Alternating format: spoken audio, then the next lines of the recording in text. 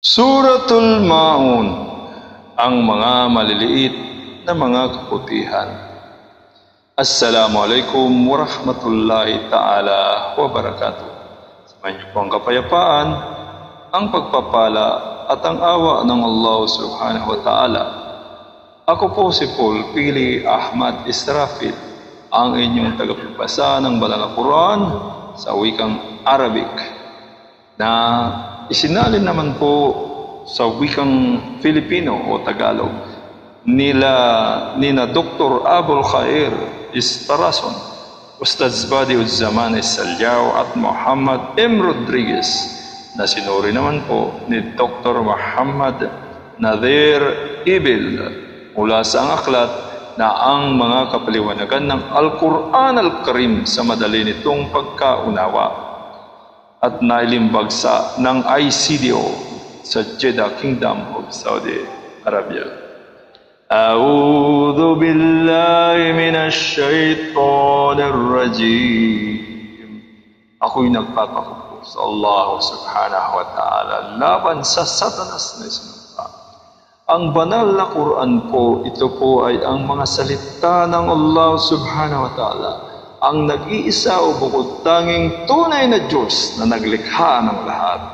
At sinabi niya po sa Suratul Maun, ika-107 kabanata ng Banal na Quran, Bismillahirrahmanirrahim. Sa ngalan ng Allah subhanahu wa ta'ala, ang pinakamahabagin, ang napakamaawain at ganap na mapagmahal.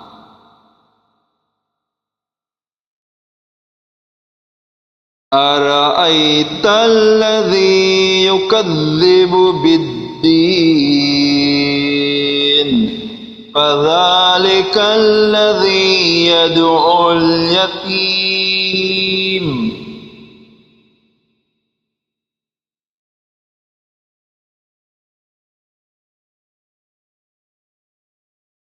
Nakita mo ba ang kalagayan niya, na pinasinungalingan ang pagkabuhay na mag-uli at pagbabayad,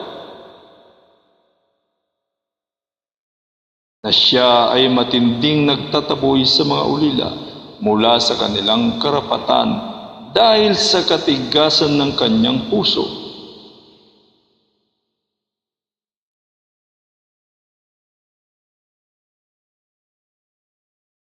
Wala yahuddu ala tu'amil miskin, at hindi niya hinihimok ang iba na magpakain ng mahihirap. Kung kaya, paano pa kaya niya ito ipatutupad sa kanyang sarili?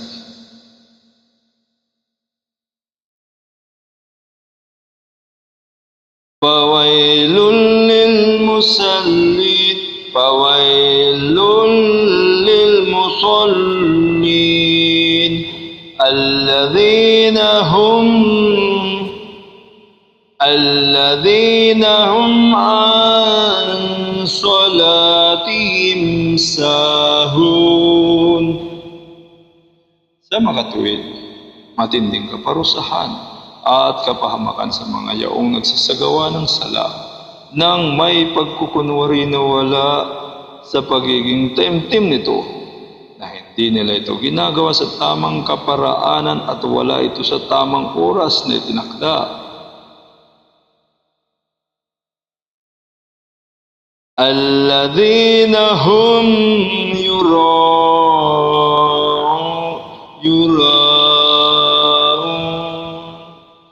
sila ang mayong nagsasagawa ng kabutihan ng lantaran para lamang makita ng tao.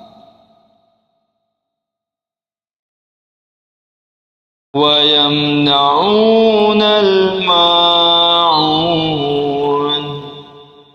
ipinagkakait nila ang pagpapahiram ng mga maliliit na bagay na hindi naman nakaapekto sa kanila kapag ito ay kanilang ipinahiram, na katulad ng kagamitang pambahay at iba pa, na kung kaya hindi sila naging mabuti sa pagsamba sa kanilang Rab na tagapaglikha, at hindi rin sila naging mabuti sa mga nilikha ng Allah subhanahu wa ta'ala.